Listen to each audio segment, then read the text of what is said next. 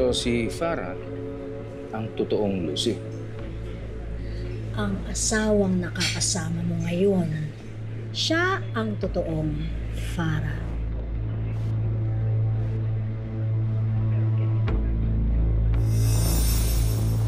Sige, ako na bahala, kakausapin ko siya. Umiikot na naman ang mga mata mo. Papahinga ko muna to. Bawi na ako sa'yo pag magaling na.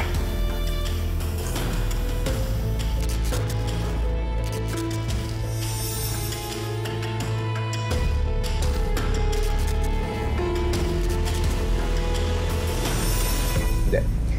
Alam niyo, imposible ang sinasabi ninyo. Maraming bagay sa mundo na akala mo imposibleng mangyari pero nangyayari pala. Katulad na lang nangyayari sa pagitan ni Lucy at ni Farah. Nagkapalit ang kanilang mga kaluluwa. Hindi ako naniniwala sa sinasabi niya. Ang hirap paniwalaan. Sabihin niyo sa akin, anong proof na meron kayo na totoo ang sinasabi niyo? Kausapin mo si Farah. Mag-usap kayo ng bukas ang isipan mo para malaman mo ang totoo. Itong mga sinasabi kong ito, tanggap at pinaniniwalaan ni Mama Son. Ganon din ni Joyce, na kaibigan ng asawa mo sa pagkakakilala mo sa dalawang ito. Tingin mo ba maniniwala sila sa isang bagay kung wala itong katotohanan?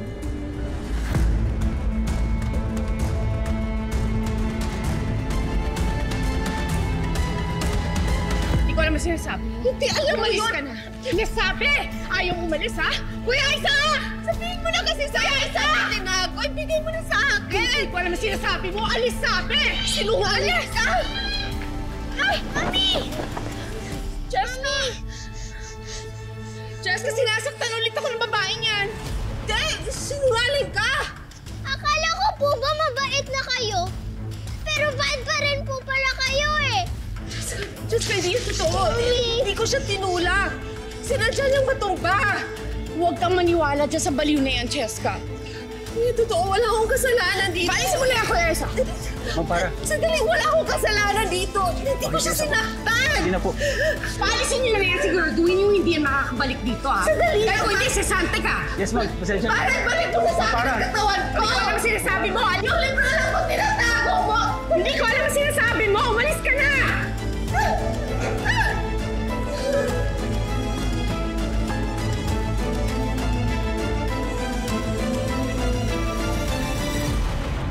Etong sinasabi ho ninyong pagpapalit ng kanilang kaluluwa. Kailan ho ba ito nangyari? Ayon kay Lucy, nangyari ito matapos mamatay ang kapatid mong si Vince. Kinuha daw siya ni Farah, dinala sa bahay nila dati sa probinsya. At nang magising na siya, nasa katawan na siya ni Farah. Meron din ako napansin tungkol kay Farah. Parang hindi siya yung Farah kilala natin. Well, siguro nagbago na siya talaga. Pero hindi siya yung Farah kilala natin ng araw eh. There's something about him na hindi ko ma-pinpoint. Hindi ko lang masabi kung ano. Maarte lang yun. O baka naman pati ikaw na uto na. Huwag ka magpapadala doon. Ba't hinintayin ko makita kong nangihina na siya bago ko malaman ang totoo? Ano gusto mo mangyari? Mamatay si Mamita? Bro, alam mo na hit mo yung babaeng yun, di ba? Exactly. At sama naman ako yung idea na magkasabot sila ni Farah. Bro, best friend tayo. Bakit mo ako pinag-iisipan ng masama?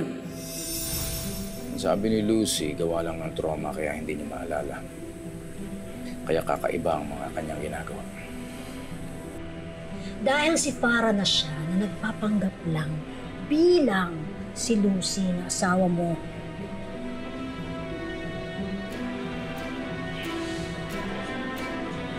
Kausapin mo si Mama Son para malaman mo na ang mga sinasabi ko ay totoo. Pagkatapos nun, mag-usap kayo ni Farah. Nang sa ganon, makumpirma mo ang katotohanan na si Lucy, ang tunay mong asawa, ay nasa katawan ni Farah.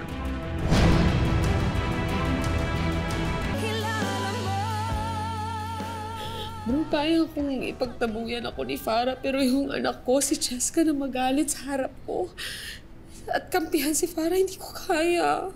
Ang sakit-sakit. Tapos wala naman tayong napapala sa paghahanap ng libro ni Uncle. Bro, baka naman may good news si Apo Berta. Baka makahanap siya ng paraan para makapagpalit na kayo ng katawan ni Farah. Di ba nga sabi ni Apo Berta, kung hindi niya alam kung paano kami nagkapalit, hindi rin niya alam kung paano ako makabalik sa katawan ko. Ayaw rin makipag-cooperate sa akin ni Auntie Belen, lalo na si Farah. Bro, mukhang stuck na talaga ako sa katawan to.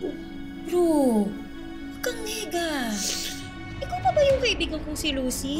Kasi yung kaibigan ko na yon, hindi yun pesimista. Hindi yun agad-agad sumusuko. Sino pa ba yung ibang pwedeng tumulong sa akin? Meron ka pang isang tao na hindi nalalapitan.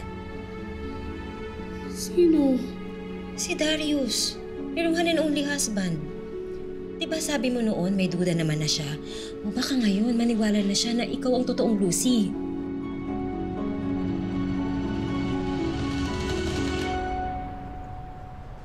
Uy, anong nangyari ha? Pinalayas daw ni Ma'am Lucy si Farah. Ay, sa loob si Ma'am Lucy. Baka marinig ka. Eh ano nga nangyari? Hindi ako sigurado eh. Pinatawag ako ni Ma'am Lucy para paalisin si Ma'am Farah. Natakot ako eh. Kaya sinunod ko na lang. Naging dragona ba si Ma'am Lucy? Parang ganun na nga. Nagbanta pa nga si Santin ako eh. Ayoko namang mawalan ng trabaho. Sa base sa kwento mo, ang kawawa si Ma'am Farah eh. At si Ma'am Lucy ang nagmamaldita. Naalala ko tuloy yung kwento ni Ma'am Joyce. Yung pagbabago ng mga tao rito. Ang clue ng misteryong nangyari. Anong ibig sabihin nun? Di ba parang nagkapalit ng pagkatao yung dalawa? Si Ma'am Farah at saka si Ma'am Lucy.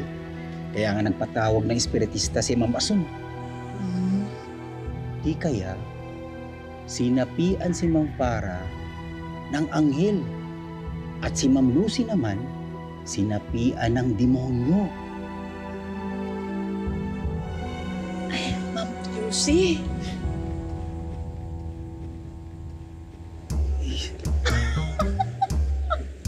Sinipin talaga oh. Kasi naman, ang kabaliwan niya mga sinasabi mo eh. Pumatol lang ako.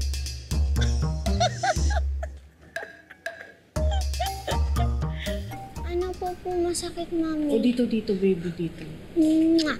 Oh, thank you, baby. Gagaling na po yan, Mami. Thank you. Ayan pala, Daddy mo. Sabihin mo sa kanya kung anong ginawa sa akin ng Tita Farah mo. Mami. Daddy. Sinaktan po ni Tita Farah ulit si Mami. Nag-away sila? Opo. Pagdating ko nga po, nasa floor na po si Mami. Tinulak daw po siya ni Tita Farah. Laban ng pinagawahan niyo. Ano pa ba? Kundi yung kabaliwan niya. Pinagpipilitan na naman niya kay Mamita na siya si Lucy. May diferensya na yata sa pag-iisip yung si Farah eh. Baka dapat sa mental hospital naman siya ikulong. Nga po, Daddy. Tapos nga po, habang pinapaalis po ni Manong Guard si Tita Farah, sinisigawan po si Mami. Anong sinisigaw? Ibalik daw po ni Mami yung katawan tsaka buhay niya. Tapos tinawag din po si Mami na Farah. Baliw lang, di ba?